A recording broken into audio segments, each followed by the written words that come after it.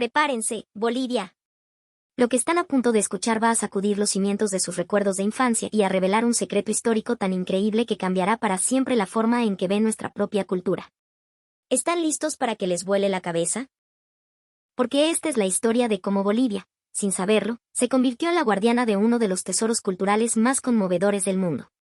Todo comienza en diciembre de 2024, en el corazón palpitante de La Paz, dentro de los muros históricos de la Universidad Mayor de San Andrés, la UNSA.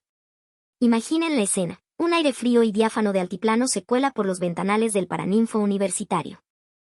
Adentro, la atmósfera es académica, casi solemne. En el estrado, el profesor David Cohen, una leyenda viviente, un etnomusicólogo israelí-estadounidense, escucha las presentaciones finales de sus estudiantes. Este no es un hombre fácil de impresionar. Con más de 30 años recorriendo el planeta, desde las aldeas más remotas de la Amazonía hasta los templos de Asia, ha documentado la música de más de 50 países. Es una autoridad mundial en cómo las melodías viajan, mutan y se infiltran en el alma de las naciones. Él creía haberlo visto todo. Estaba profundamente equivocado. He dedicado 3 décadas de mi vida a rastrear cómo la música atraviesa las barreras culturales, me confesaría Cohen tiempo después, con la voz todavía cargada de asombro. Pero lo que ocurrió ese día, en ese Salón de la Paz, simplemente demolió todo lo que creía saber. El 15 de diciembre era el día de las defensas de tesis. Los estudiantes, nerviosos y expectantes, presentaban el fruto de un año entero de investigación. El turno le llegó a una joven llamada Lucía Mamani, una estudiante brillante y apasionada de el alto. Su voz, aunque un poco temblorosa al principio, resonó con claridad. Mi tema de investigación, comenzó Lucía, es la evolución de las canciones extranjeras introducidas en las escuelas primarias de Bolivia después de la Segunda Guerra Mundial. Y lo que es particularmente fascinante es que hay 2 canciones que, increíblemente, siguen siendo cantadas por los niños bolivianos hasta el día de hoy. El profesor Cohen asintió con un interés moderado. Para ser honesto, recordaría, al principio no le di mayor importancia. Creía tener un conocimiento bastante sólido de la educación musical boliviana.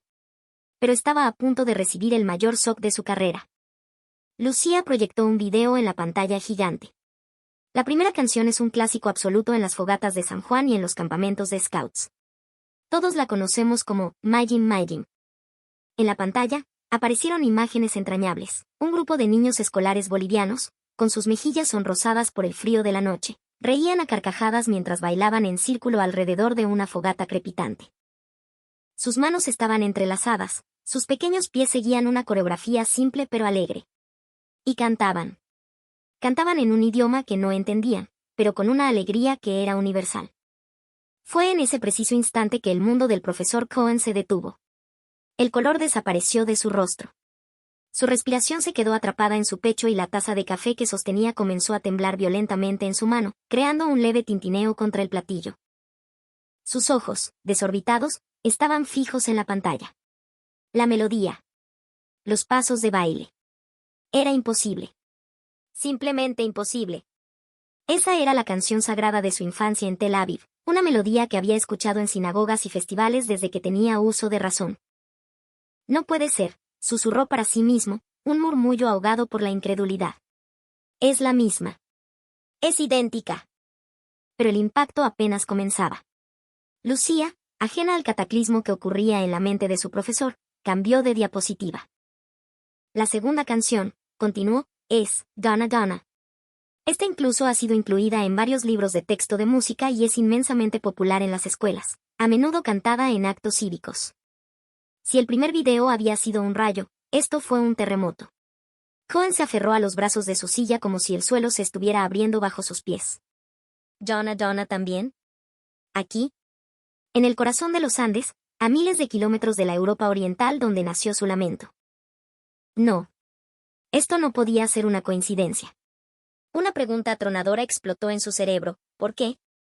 ¿Por qué los niños de Bolivia cantaban con tanta naturalidad las canciones más profundas y significativas del pueblo judío? Lucía Mamani continuaba su exposición, metódica y académica. Lo interesante es que ambas canciones fueron introducidas en el sistema educativo boliviano aproximadamente en la misma época, y se han mantenido vigentes por más de 70 años. Sin embargo, no existen estudios detallados que expliquen por qué se eligieron estas 2 piezas en particular. ¿O por qué arraigaron tan profundamente en el corazón de la gente? Cohen ya no pudo más. El académico sereno y observador desapareció, reemplazado por un hombre poseído por una urgencia febril. Se puso de pie bruscamente, haciendo que su silla chirriara contra el suelo. El salón entero enmudeció, las miradas de todos los estudiantes se clavaron en él. Un momento, señorita Mamani, dijo, su voz resonando con una intensidad que nadie le había conocido. ¿Qué tan a fondo ha investigado el origen de estas dos canciones? Lucía, visiblemente confundida por la interrupción, tartamudeó, ¿El origen? Bueno, los archivos indican que Magim Magim es una canción de danza folclórica de Israel, y Dona Dona es una balada folclórica yidis. El profesor se acercó al estrado, sus ojos brillando con una mezcla de emoción y revelación. Señorita Mamani, dijo, su voz ahora cargada de un dramatismo que cautivó a la audiencia, usted, sin quererlo, ha tropezado con algo de una importancia monumental. Estas no son simples canciones folclóricas extranjeras. Para nosotros, el pueblo judío. Estas dos melodías tienen un significado sagrado, uno de celebración y el otro de una profunda tragedia. Un murmullo de confusión y curiosidad recorrió el paraninfo. ¿De qué estaba hablando? El profesor Cohen, con una expresión de determinación inquebrantable, se dirigió a toda la clase. A partir de este momento, resolver este misterio se convierte en mi prioridad. Descubriré por qué estas canciones cruzaron océanos para llegar a Bolivia. Averiguaré por qué han sido amadas por los niños bolivianos durante más de 7 décadas. Les juro que desvelaré la verdad completa. Al día siguiente, la oficina del profesor Cohen en la UNSA era el epicentro de un huracán de investigación. Montañas de documentos, libros y partituras se apilaban en su escritorio. Las paredes, decoradas con charangos, zampoñas y máscaras de la diablada junto a instrumentos de todo el mundo, parecían observar su frenética búsqueda. Desde su ventana, la ciudad de La Paz se extendía como un tapiz de ladrillo rojo aferrado a las laderas, con el majestuoso Illimani vigilando en la distancia. Estaba solo, inmerso en un mar de pensamientos. 30 años estudiando esto, se recriminaba a sí mismo. ¿Cómo es posible que nunca me diera cuenta? Decidió empezar por lo básico, por los hechos irrefutables. Colocó 2 partituras frente a él, Maem Maem y Dona Dona. Comenzó con Magim Magim. El compositor, Emanuel Amirán. La fecha de creación, 1942. Abrió su computadora y comenzó a cavar en archivos digitales, cruzando referencias, traduciendo textos antiguos. Increíble, murmuró con el rostro iluminado por la pantalla. Esta canción nació 6 años antes de la fundación del Estado de Israel. Fue compuesta para celebrar la alegría de los pioneros del movimiento sionista al encontrar agua en una tierra árida y sedienta, un milagro en el desierto. Magim, Magim, en hebreo, significa agua, agua. La letra no era un simple poema, era una cita directa del Antiguo Testamento, del libro de Isaías. Sacaréis con gozo aguas de las fuentes de la salvación. Esto no era folclore, era un himno. Un canto de gratitud religiosa. Pero había más. Descubrió que la coreografía, la misma que había visto hacer a los niños bolivianos, fue diseñada por Else Doublon en 1937. El baile simulaba la acción de los aldeanos reuniéndose alrededor del pozo recién descubierto. Era una hora, una danza circular que se baila alrededor de la fuente de vida. Significaba eso que los niños de Bolivia, en sus fogatas de San Juan, estaban realizando, sin saberlo, un ritual religioso de agradecimiento a Dios por el hallazgo de agua en una nueva tierra. Cohen respiró hondo, sintiendo el peso de la historia sobre sus hombros. En Bolivia, aunque se cantaba en el hebreo original, el significado se había perdido, transformado en una simple y divertida dinámica de grupo. Luego, su atención se centró en Dona Dona. La atmósfera en la oficina pareció cambiar, volverse más densa, más sombría. La canción original fue compuesta en 1938, en yidis, bajo el título Dena Dena. El compositor, Shalom Sekanda, el letrista, Aaron Zeitlin. La expresión del profesor se endureció. 1938, un año oscuro, un tiempo en que la persecución contra los judíos en Europa se intensificaba de manera aterradora. La canción, en apariencia, narra la historia de un ternero que es llevado al matadero. Pero su subtexto era devastador. El ternero, que va a ser sacrificado, se contrasta con una golondrina que vuela libre en el cielo, leyó Cohen en un análisis académico. Es una alegoría de la tragedia de un pueblo sin opciones, resignado a un destino impuesto por la fuerza. Era un lamento, una premonición escalofriante de la catástrofe que se avecinaba, el Holocausto. El profesor se reclinó en su silla, abrumado. ¿Cómo era posible que estas dos canciones, una de júbilo extremo y la otra de una tristeza insondable, hubieran aterrizado en el mismo lugar y al mismo tiempo? Lo más extraño era la forma en que Bolivia las había adoptado. Encontró un antiguo material didáctico de la televisión educativa boliviana, fechado en 1965. En él, Dona Dona se presentaba como una canción sobre un pobre ternerito, utilizada a veces como herramienta para la educación en valores y la compasión por los animales. No había ni una sola mención a su contexto, a la tragedia de un pueblo. Con Majim Majim ocurrió lo mismo. Fue introducida en Bolivia después de la guerra a través de actividades de organizaciones juveniles cristianas y se incorporó a los programas escolares.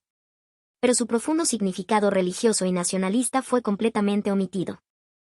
Se popularizó simplemente como una danza folclórica para promover el entendimiento internacional. De repente, el rostro de Cohen se iluminó con una nueva comprensión. Un momento. Esto no podía ser accidental. ¿Por qué de las decenas de canciones extranjeras introducidas en esa época, solo estas dos canciones judías, habían sobrevivido con tanta fuerza durante más de 70 años? Una nueva hipótesis comenzó a formarse en su mente, una idea audaz y electrizante. ¿Y si la elección no fue casual? ¿Y si detrás de esta simple difusión musical se escondía un propósito mucho más profundo? ¿Por qué las canciones de un pueblo perseguido encontraron un hogar tan seguro en la Bolivia de la posguerra, una nación que pronto entraría en sus propias décadas de inestabilidad y dictaduras militares? El misterio era más grande de lo que jamás había imaginado. Decidido a llegar al fondo del asunto, convocó a Lucía y a otros estudiantes a su oficina. El mapa del mundo en la pared, lleno de chinchetas de colores marcando rutas de difusión musical, ahora parecía tener a Bolivia como un inexplicable y brillante epicentro. Queridos estudiantes, comenzó Cohen, su voz vibrando de excitación, después de una investigación intensiva, he descubierto algo realmente asombroso. Cuando la música cruza las barreras del idioma y la cultura, se comporta como un ser vivo. Se transforma. Se adapta para sobrevivir en su nuevo ecosistema. Profesor, ¿a qué tipo de transformación se refiere?, preguntó Lucía, inclinándose hacia adelante con expectación. Tomemos, Maem Maem, explicó Cohen, proyectando 3 imágenes en la pared. En 1942, en Israel, era un himno de agradecimiento a Dios. En la década de 1950, en Estados Unidos, se convirtió en una herramienta para promover la comprensión internacional en campamentos de verano. Y en Bolivia, se transformó en una canción para fomentar el trabajo en equipo y la camaradería en las fogatas de San Juan. En la pared se veían 3 escenas: un baile religioso en un kibutz, jóvenes estadounidenses en un campamento y niños bolivianos riendo alrededor del fuego. La misma melodía, los mismos pasos, pero significados radicalmente diferentes. Es lo que llamo el fenómeno del camaleón cultural. Otro estudiante levantó la mano. Pero, ¿por qué ocurre ese cambio? Excelente pregunta, dijo el profesor, tomando un documento de psicología social. Ocurre porque la sociedad receptora reinterpreta la música en la forma que le es más fácil de comprender y asimilar. Pensemos en la Bolivia de la posguerra y las décadas de los 60 y 70. Era una sociedad que, bajo regímenes autoritarios, enfatizaba el espíritu de grupo. La cohesión nacional. Al mismo tiempo, había un anhelo de conectarse con el mundo exterior. La forma de danza circular de Majim Majim, continuó, encajaba perfectamente con esa atmósfera que valoraba la armonía colectiva, que resuena incluso con el concepto andino del Ayllu, la comunidad. Se convirtió en un símbolo de unidad. Lucía asintió, sus ojos brillando al conectar las piezas. Claro. En los archivos que revisé, la canción siempre se presentaba como un emblema de amistad y cooperación. Exactamente, confirmó Cohen. Y con Dona Dona ocurrió algo similar.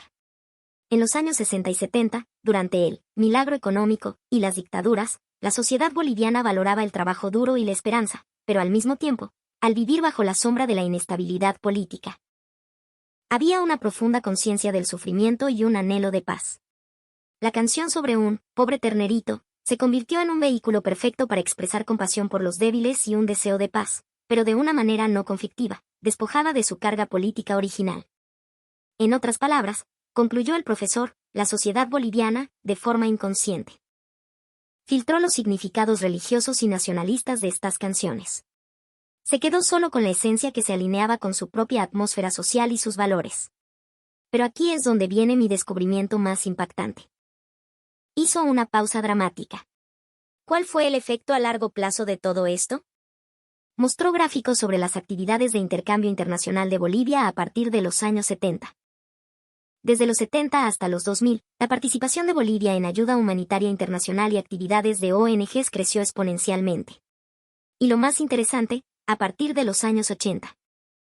Justo cuando la generación que creció cantando Mayim Mayim y Dona Dona se convirtió en la fuerza principal de la sociedad, el interés de los bolivianos por la cultura judía también aumentó.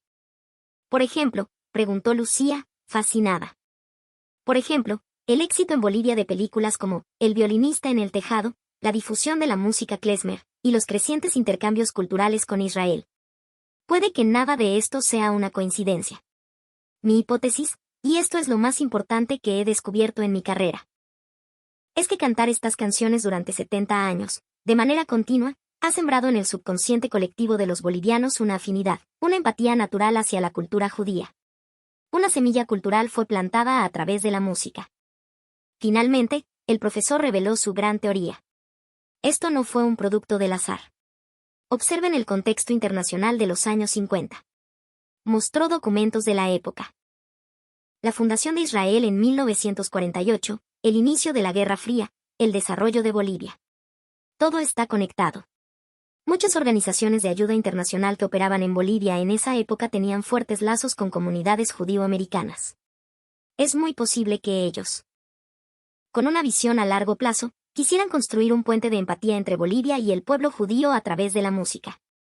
Lucía estaba atónita. ¿Quiere decir? ¿Qué fue planeado? Sí, dijo Cohen, pensativo. Podría ser uno de los actos de diplomacia musical más exitosos y sutiles de la historia. Pero la parte más importante, la más hermosa de esta historia, es la magia de este lugar, de Bolivia.